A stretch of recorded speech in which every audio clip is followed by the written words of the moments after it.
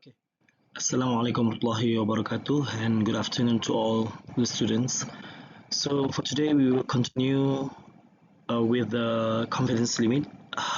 Okay, so as you can see from this slide, the confidence limits, how sure are you? So the bit about introduction, the objective of the measurement or analysis is to determine the value that is possible as a true value. Even if the true value is not known, the interval can be expressed within the mean value. So this interval is known as the confidence interval. So the confidence interval is the range on both sides of the mean in which the probability of the true value exists. So the confidence limit in a simple way, meaning that there is a range between the below value, which is with the highest value. So the confidence limits is the limits of the confidence intervals. The confidence levels is the likelihood that the true value falls within the confidence limit, often expressed as a percentage. Okay, the confidence limit can be calculated by using this formula, which is the mean x bar plus minus ts over square root n.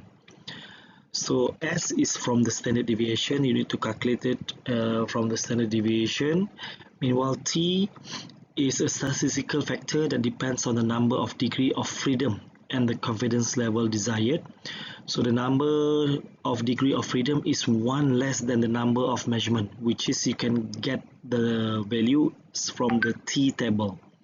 But if let's say, for example, you have the set of data, you have a 5 number of set of data.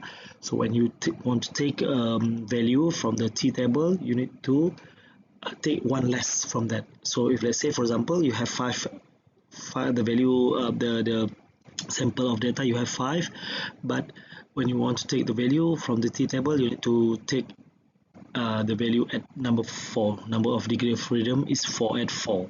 So depends on the percentage, either 90%, 95% or 99%. So it depends. So from this table you can see, as I mentioned earlier, so for example you have a 5 set of data, but when you want to take the value of T value, you need to take 4.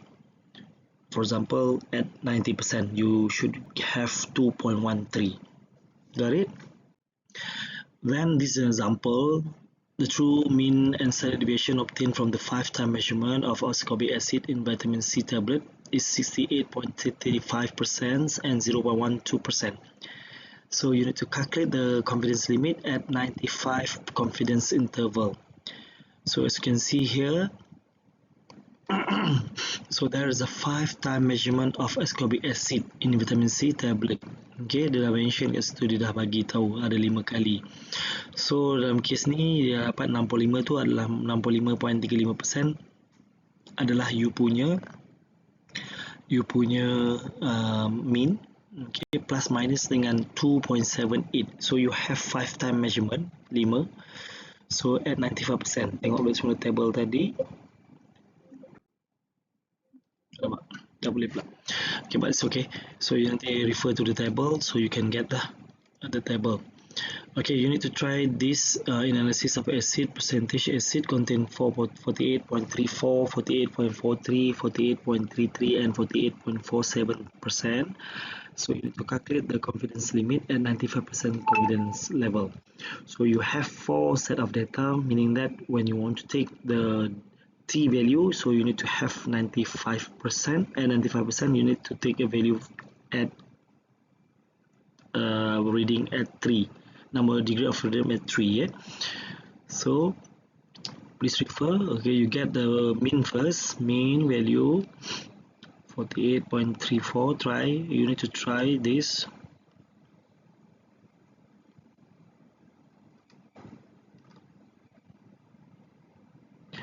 Okay, total up, and then you divide by 4, you can get the mean 48.39%. The mean will be 48.39%.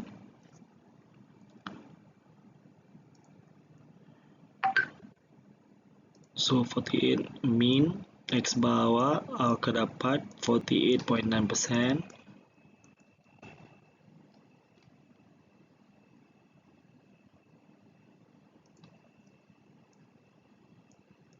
Okay, 40.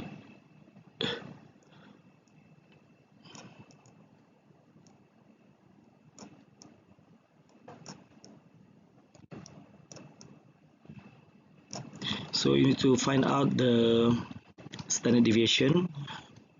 The formula of standard deviation already been you already know about that. So please calculate the standard deviation, then you find the value of t.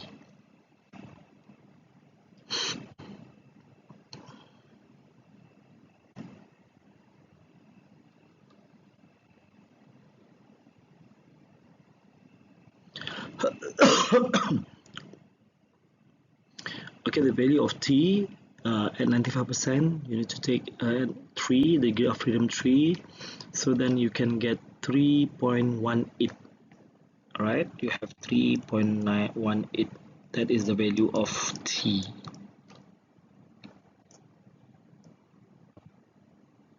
Okay, then you masuk dalam formula 48.39. Okay, plus minus 3.18 times dengan standard deviation over square root n. N2 will be 4. So you can have that answer. Okay, so then after you have this, you need to calculate the confidence limit, and then after that you need to know that you need to make a conclusion. So when you have the range, you need to, first of all, you need to minus it. After you calculate between t times with the standard deviation over n, you perform the calculations, then you have the value, and then 48.39%, you need to minus it first with that value, then you need to add, because there is a plus minus over there, so you need to add the value of after you perform the calculation. So then you have the range. So then you need to have the conclusion, which is the outlier lies between the -1, all right, and then with the value, you need to add the value at 95% confidence level. Okay, so in this case, for t-test, there is no need to reject or retain the value. We need just to know the range. Is it the outlier? All the four data that you have is lies between the value or the range or not. Then this example of the questions. The first one you already do it. You already done with the first one. Determine if any outlier present this collected data, 95% confidence level, and then the B one, okay, you need to do that one. Based on decision, calculate the mean and hence the confidence limit for the percentage of chromium in steel sample at 95% confidence level. So like this, you have 7 data, but I'm not forgot for the A1. It is rejected or retained. If retained, you need to use all the data. You can calculate the mean. But if let's say you rejected one of the data from the above one, so you need to have a new mean, which is with the 6 of data. Okay, so this is I calculate already the value of the total of true value minus mean power of 2, so you have 6.796. so you use the standard deviation formulas, then you can calculate the standard deviation.